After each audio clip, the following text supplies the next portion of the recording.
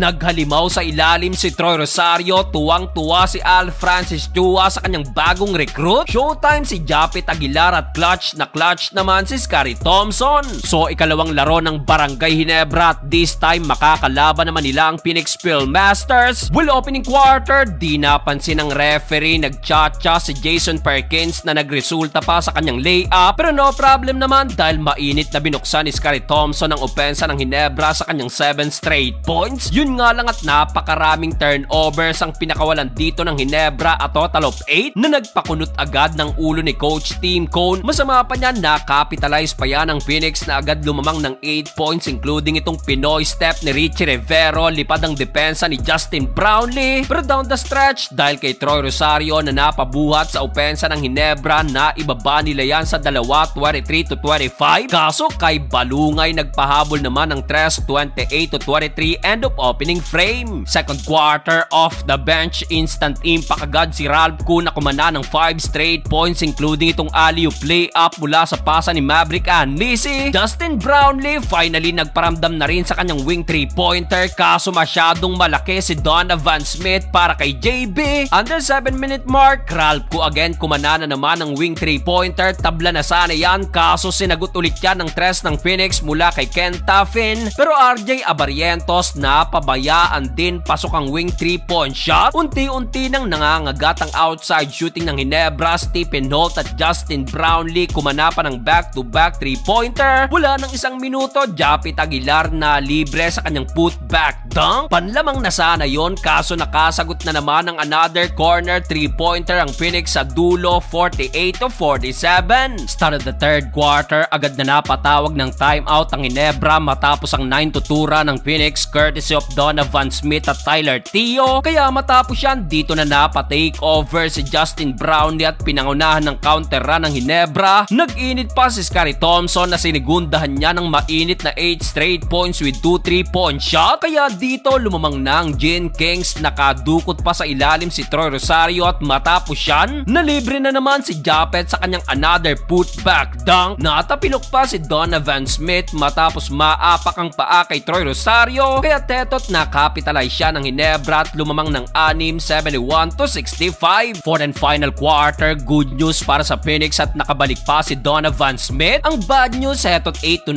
run ang kinana ng Ginebra na sinimulan ni Troy Rosario at tinapos sa tres ni Maverick Anlisi. Kaya dito na magana ng tuluyan ng lamang ng Ginebra. Nag one-legged shot pa si RJ Abarientos, mamaw sa ilalim si Troy Rosario na inangat pang tambak sa 18 points. Kaya teto tuwang-tuwa si Al Francis Chua sa kanyang bagong recruit na batukan pa pagbalik ng bench. Partida't di pagaanong ginamit si Justin Brownlee sa final quarter at sa laki ng lamang nakuha ng Gin Kings ang kanilang pangalawang panalo.